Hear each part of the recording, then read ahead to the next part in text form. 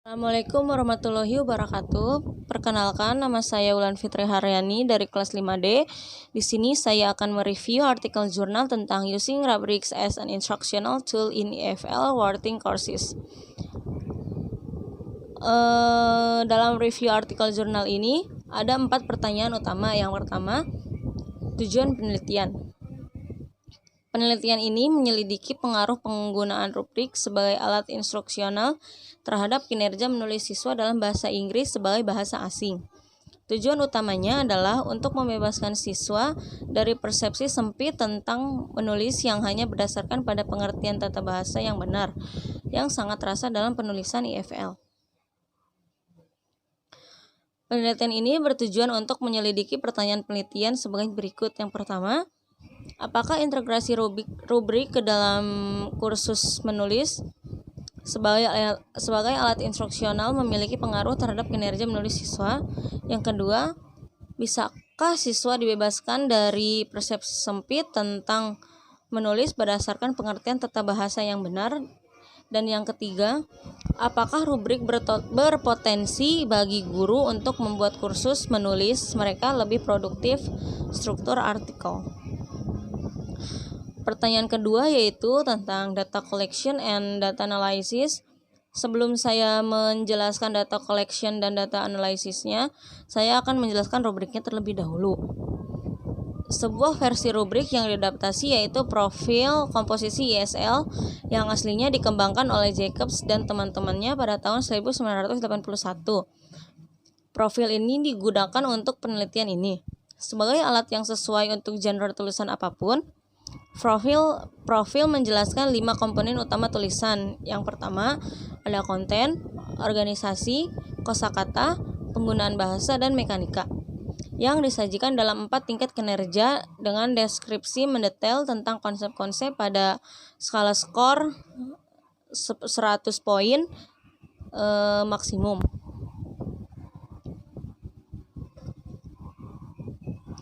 Nah, dalam silabus saat ini ada 4 jam instruksi menulis dalam seminggu yang diikuti oleh kelompok kontrol dan kelompok eksperimen. Untuk kelompok eksperimen mendapatkan pelatihan tentang penggunaan rubrik sambil menghasilkan karya mereka. Sedangkan siswa dalam kelompok kontrol melanjutkan kelasnya tanpa diajarkan rubrik terlebih dahulu. Perlakuan berlangsung selama 4 minggu di mana kedua kelompok eksperimen dan kontrol diinstruksikan pada 2 jenis esai yang berbeda oleh instruktur yang sama. Nah, untuk data collection ini ada 4. Yang pertama itu pada minggu pertama, para siswa diberikan arti dari kata dan ungkapan yang digunakan dalam rubrik serta diberikan contoh. Para siswa diberikan sesi diskusi dan interaksi dengan para guru. Siswa diberikan banyak pertanyaan yang meliputi kategori rubrik. Setelah itu, siswa kembali diberikan contoh tulisan yang sengaja disalahkan dan mereka didorong untuk memperbaiki makalah sesuai rubriknya. Selanjutnya, siswa diberikan daftar topik kegiatan pramenulis terkait dengan topik yang mereka pilih. Di akhir minggu pertama, siswa ditugaskan untuk menulis draft pertama topik yang dipilih dalam jenis esai sasaran. Yang kedua itu minggu kedua. Di minggu ini menganalisis draft pertama. Guru memberikan siswa waktu untuk sesi umpan balik dengan siswa lainnya di dalam kelas. Mereka diminta untuk mengubah dan memberikan masukan draft esai mereka dengan siswa lainnya.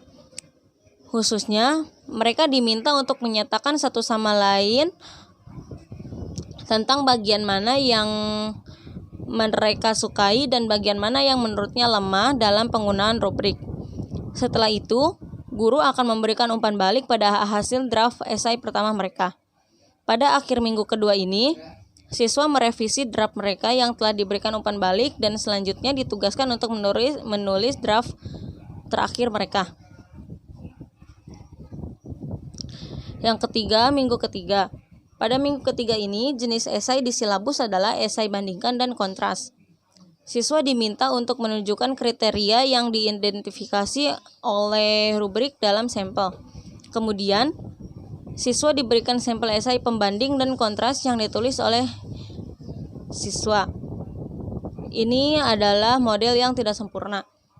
Selain itu, guru memodelkan penulisan esai dengan memusatkan perhatian siswa pada kriteria yang ada di dalam rubrik.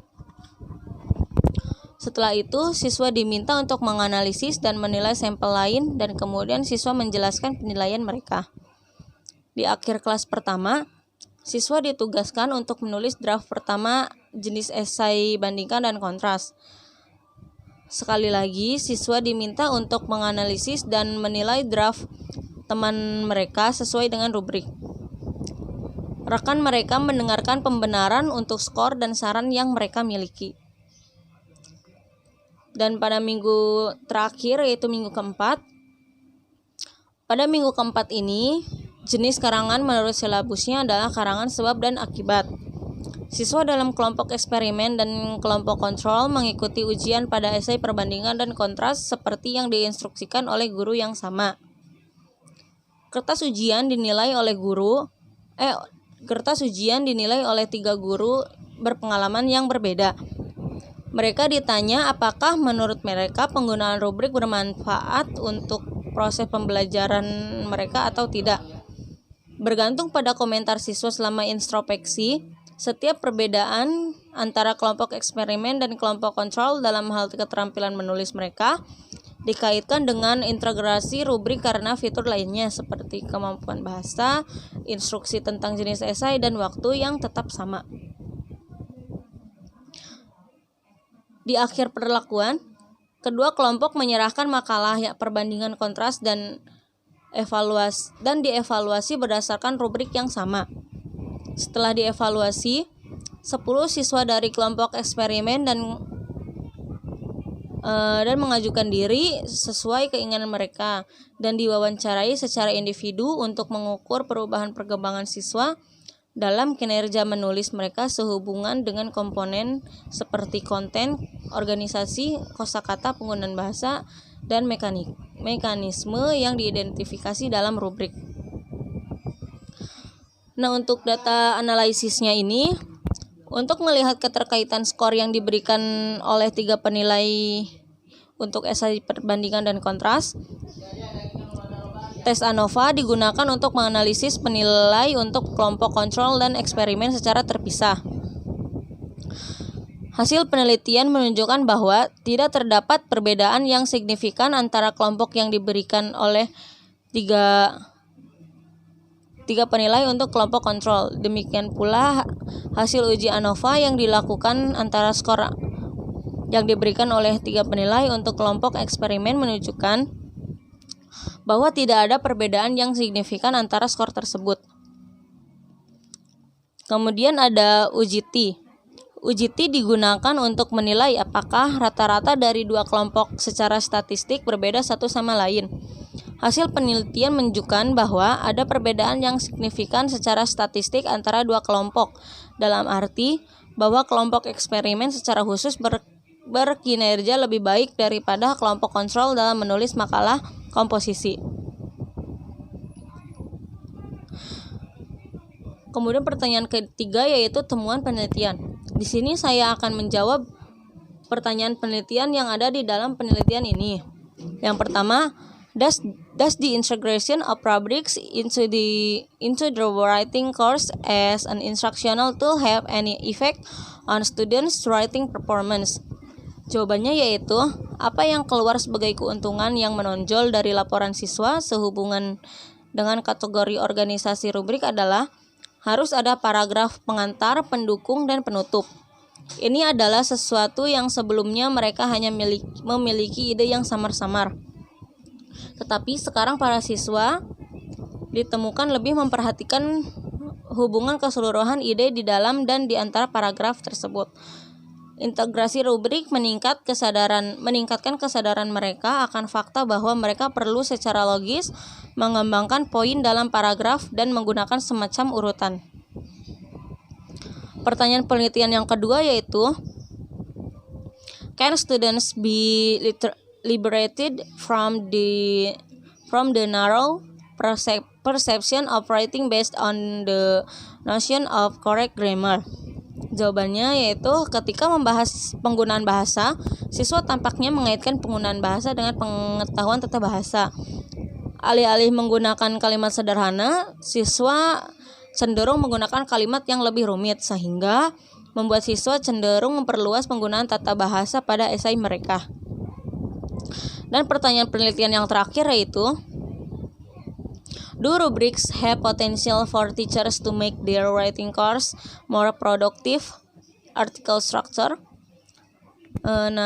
Integrasi rubrik ke dalam alur umum kursus menulis membantu guru dalam merencanakan dan membentuk instruksi dengan memecah kursus menjadi komponen yang dapat diamati dan mengarahkan siswa ke target pembelajaran yang dapat dikelola.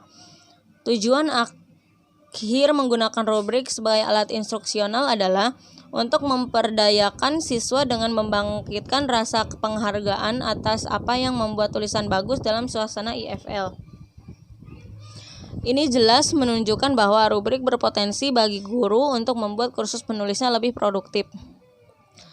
Nah, pertanyaan utama yang keempat yaitu penelitian lebih lanjut.